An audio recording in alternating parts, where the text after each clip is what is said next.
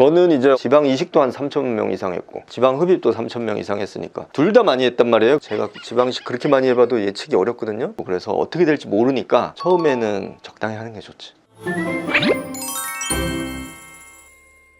안녕하세요, 닥터CL 이승윤 원장입니다. 네, 원장님, 지방이 많이 들어가게 되면 안 좋은 점이 뭐예요?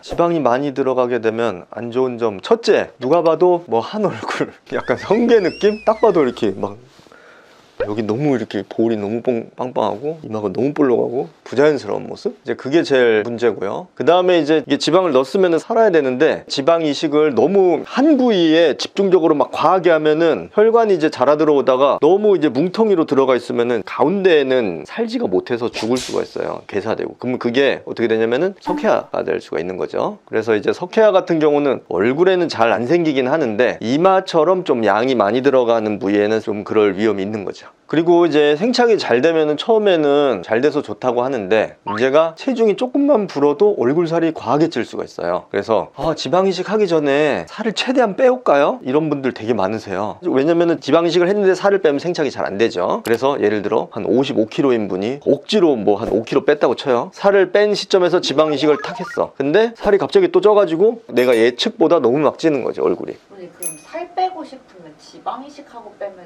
이 지방이 꺼질 수도 있지 않나요? 두 가지가 있어요. 첫째, 생착되는데 2개월에서 3개월 걸려요. 근데 그 동안에 살을 빼면 아예 생착이 잘 안 될 수가 있어요. 그래서 생착이 되는 동안에는 체중을 안 빼는 게 좋고, 근데 이제 3개월 후에 돼가지고 생착이 됐어요. 내 살이 됐어요. 그 이후에는 살이 빠지면 같이 빠지죠. 근데 살이 찌면은 같이 찌기도 하죠. 이런 부작용이 생겼을 때 네. 해결할 수 있는 방법이 있나요?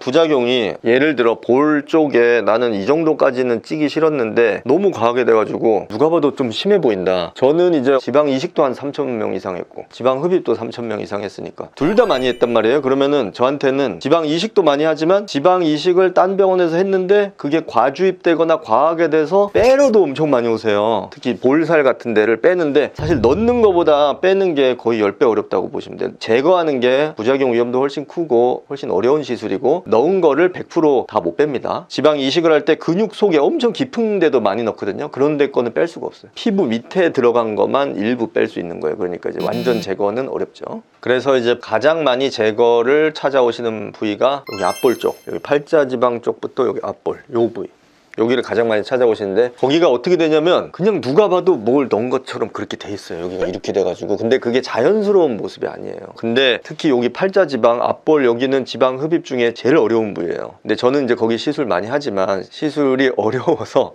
사실 그런 일이 안 생기는 게 제일 좋긴 하죠. 이마는 지방 이식 제거하는 게 사실은 위험성이 너무 큽니다. 그래서 저도 잘 안 해요. 가끔 하거든요. 왜냐면 이마가 진짜 누가 봐도 너무 심하게 약간 돌고래처럼 이렇게 되면 그거를 빼고 싶어 하는 분들이 많은데 이마는 여기가 신경이 너무 많아가지고 사실 그거 다 빼다가 여기가 이제 피부가 감각 손실이 올 가능성이 높아요. 그리고 이마는 바로 밑에 뼈라서 푹신한 데가 아니거든요. 그러면 이제 지방을 제거하고 나면 속에 이제 유착이 되는데 그게 겉으로 티가 날 확률이 높아요. 울퉁불퉁해지고. 그리고 신경 손상 위험. 그래서 이제 이마도 어렵고요. 눈 밑에 앞광대 눈 밑에 지방 이식을 과도하게 돼가지고 이 눈 밑이 튀어나온 경우 눈 밑은 지방 제거를 사실 거의 안 합니다. 눈 밑은 거기가 피부가 너무 얇아서 유착 위험이 너무 높아서 함부로 지방을 빼기가 어려워요. 그래서 이런 부위들이 지방 이식을 과하게 했을 때 제거하기 어려운 부위들이죠. 오늘 근데 이마 지방 이식을 했다가 지방 흡입을 하게 되면 그 공간이 사실 조금 비게 되는 거잖아요. 그러면 뭐 그 부위가 살이 처지거나 그러지?